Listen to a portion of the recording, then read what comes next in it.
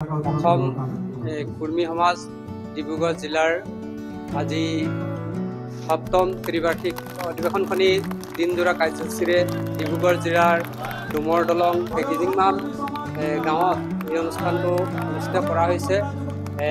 ইতিমধ্যে আমাৰ কেইবাটাও কাৰ্যসূচী ইতিমধ্যে খুব সুন্দৰভাৱে সমাপ্ত হৈছে। এতিয়া আমাৰ মঞ্চ মুকলি কৰা হ'ল। মঞ্চত শৈক্ষিক কিছুমান প্ৰতিযোগিতা এতিয়া আৰম্ভ হ'ব। বিশেষকৈ কবিতা আবৃত্তি আৰু বৰ্তমান চিত্ৰাংকন প্ৰতিযোগিতা চলি আছে।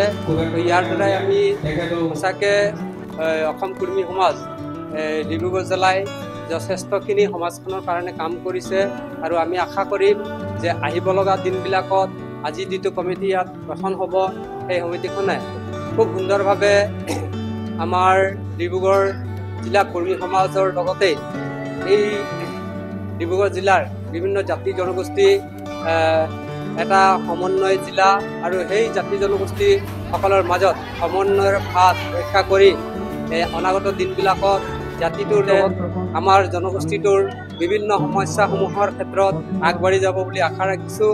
আৰু আজি যিটো সমিতি গঠন কৰা হ'ব সেই সমিতিখনক আগতীয়াকৈ প্ৰত্যেক বিষয় বিভাগ মই শুভেচ্ছা জনালোঁ।